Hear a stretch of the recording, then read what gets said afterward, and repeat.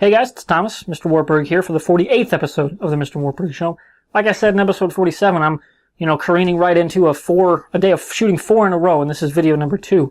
Today I'm talking to you about shows you should watch when you're on your kind of, mid-season hiatus for a lot of your network broadcast shows at least, or if you're waiting for some cable shows to come back. What can you watch on Netflix, Amazon Prime, all those things, services that you may have available to you that are worth your time, and that you could maybe binge in its entirety. I'm not talking about shows that are still in the air, like completed series that are on those streaming services. So I think I'm going to go through 5, maybe 6. We'll see if I, off the cuff can remember them all because I'm kind of shooting these quickly, so I may not, go as in depth as I'd like to, in some of the specific instances. But mostly I'm going to be talking about shows that are on Netflix because it's a platform I'm more familiar with. It's where I watch more of my shows than I do, say, Amazon Prime, though one of the shows is on Amazon Prime, and it's definitely worth your time. So we'll start with one on Netflix. It's 3 seasons and 6 episodes of a 4th season. It was kind of a truncated but still very well done kind of mini-series to wrap up the series plot threads, especially where they end on season 3. And that would be Nikita. It's one of the best action shows I've ever watched. It's kind of like Spy-Fi, Mission Impossible-y, more like Mission Impossible 3 than 4 or 5 in tone. And Maggie Q is amazing. Lindsay something. She was the daughter on How I Met Your Mother. Shane West and Aaron Stanford as Burkhoff. He's the kind of nerdy comic relief, and it's an awesome ride. From the jump, it's one of the best action shows I've ever watched. I'd put it right up there in terms of Spy-Fi, more like with Chuck, but on the darker side of things. Especially because the nerd isn't the lead. The nerd is the comic relief. Whereas in Chuck, the nerd is the hero, the comic relief, and this super awesome spy all in one. I think I just hit my mic. Sorry. But, you can definitely burn through that pretty quickly because it's only, like I said, the 3 seasons and the 6 episode 4th, so definitely something you should do. Now, one of the shows I just watched was Westworld, and I fucking loved it on HBO Now because I liked being able to binge it all in 3 days, and I didn't want to pay $15 a month. I'd just pay it the one time and watch it all once. But in that vein of kind of AI, burgeoning consciousness, sci-fi type of philosophy about what is the mind, you can kind of see the shades of where Jonathan Nolan, one of the co-creators and co-writers and producers, I think, of the initial season of Westworld, kind of got his start into this sci-fi world, and that'd be Person of Interest, which is a kind of an AI, realistic modern day sci-fi setting where you have an AI, a kind of a shackled AI, helping people, procedurally. And it's one of the more inventive ways to do a procedural show, but there is a lot more serialization to Person of Interest, because it was on CBS, so it kind of had to have the procedural thing, because that's kind of their mandate from a lot of their shows. But it sneakily got really serialized in season 2 and season 3, and then season 4 was, phenomenal for its entirety. And then season 5, it thankfully got a season 5, 13 episode kind of final season, because, its numbers were still great for CBS, but it was one of those shows where it wasn't owned by CBS. They were leasing it from Warner Brothers, so it was very expensive to produce on top of the standard, actors and, sets and production and crew and all this other stuff. It also had rights issues attached to it that a lot of other shows don't. So they kind of pushed season 5 back a long time, and it was completely done by the time it actually ended up coming out, which is pretty rare as far as broadcast TV goes. And man, it was a hell of a ride. Jonathan Nolan wrote a hell of a show. Not a huge fan of the movies he writes, but dude can fucking write TV like nobody's business. And he really gets that medium, and I love a lot of the shows he's done. And Person of Interest, watch it all. It's on Netflix if you have it. You will not regret it. This one I'm jumping to Amazon Prime for number 3, and that would be Justified. You've heard me talk about it before. I think I maybe even put it in my top 10 TV shows list of all time. And it's a modern day Western. It's, what is the name of the writer? I'm blanking on the name of the writer. Something Yost, I think? No, Christopher Yost was the showrunner. It was based on a book. Leonard Elmore? Maybe? Fire in the Hole? Yeah, I think that's what it was based on. And, Timothy Olyphant plays the modern day martial cowboy character, Walton Goggins? Maybe? If I'm thinking the name right. Like I said, I'm not looking these up on the fly. I'm not looking these up. I'm going on the fly. So I may be getting some of the names wrong.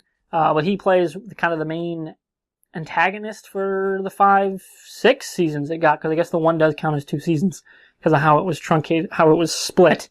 And season 2, specifically, one of the best seasons of TV I've watched, period. Margot Martindale, I think she played Mags Bennett, won an Oscar for her supporting actress role as the villain for that season.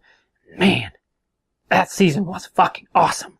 And the dialogue in the show alone, just watch it for the dialogue. It's got some of the best one-liners and comebacks I've ever heard in TV. And that was a consistent, no matter what season, no matter what the arc was, no matter who the villain was, the dialogue was fucking awesome. And you really felt the chemistry among especially the marshals, like Deputy Gutterson and, Marshall, like Raylan Givens, and like the lead marshal, what is his name? Art Mullen, that's his name.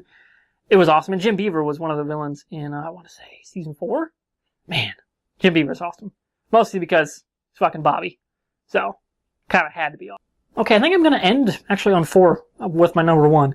And that's something I've been trying to get a lot of people that I know into the show because I'm rewatching it lately, and it's really kind of hitting me more emotionally than it was the first time I ever watched any of it. And that's the Clone Wars, or specifically Star Wars, the Clone Wars. It's 5 seasons, it's all on Netflix, and plus there's like a half 6 seasons of The Lost Missions where they kind of canceled it halfway through the production.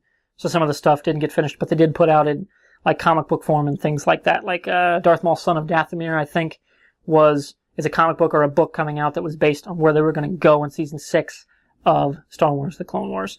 And it's set in the intermedium between Attack of the Clones and Revenge of the Sith.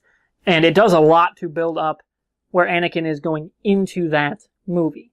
And it does it really, really well. And it adds a lot to the movie as well because you get more of where his character's at and why he all of a sudden flips that switch. Because it is kind of fucking random and just absurdly fast in the movie. But you give it 5 seasons of a show, man, starts to make a lot of sense. And you have, Obi-Wan, he's awesome in that show. You have the whole, Jedi Order and, their mystery around, how the Clone Wars started, and there's a lot of awesome stuff with the Sith, like Asajj Ventress, Darth Maul's return, his brother, frickin' Dooku, the bounty hunters, Cad Bane, you see young Boba Fett. They really tie up a lot of loose ends in the Star Wars mythos that the prequels kind of left hanging, and does do it very, very well, and do it very emotionally satisfying, and they lead up to, where the Revenge of the Sith kicks off in Order 66 and all that.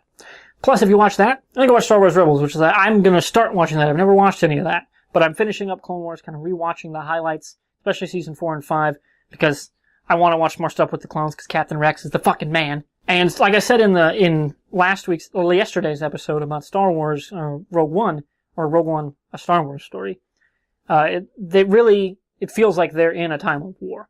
And especially when the focus is on the clones. There are a lot of episodes that focus specifically on the clones.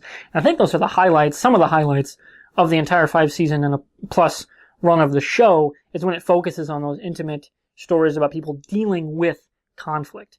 Something that Star Wars doesn't do a ton of, especially in the saga movies, but that the show really got down and did very, very well. And there's a reason it lasted. In a show, in the industry where kids shows don't really last that long, especially serialized ones. It made it 5+ seasons, and that's an accomplishment in and of itself. And it's all on Netflix, so go watch it. But watch it in chronological order. When it was aired and how it's on Netflix is not in chronological order. IGN has a great wiki that they put together. I don't know if it was their staff or if it was just fans or readers that put it together. But it's a really, really well done. This is the order you should watch it in. And oh my god, it adds a lot to the show. There's a lot of stuff in season 1 that fits in season 3 or vice versa. And it was just very haphazard how it all kind of came out, on, in DVD releases and on Netflix. So if you can, watch chronologically. It's going to add a lot to it, especially if you're a Star Wars fan like myself and you never did because it was a kid's show. Nah. It kind of starts kind of kiddie showish, kind of. More like early Young Justice in terms of its tone. And then it goes full, it's just Star Wars. Straight up. We're just gonna, do Star Wars in a time of war, and it's awesome. So I can't recommend it highly enough, so if you've never watched it, go do it. So those are the 4 shows I think you should watch on your mid-season TV break. If you've watched any of them, let me know what you thought in the comments below. If I'm missing any that you think I should watch, let me know in the comments below. And as always, like, subscribe, share, and help me grow this whole thing, and I will see you tomorrow for episode 49, where I think I'm going to talk about ranking the comic book movies.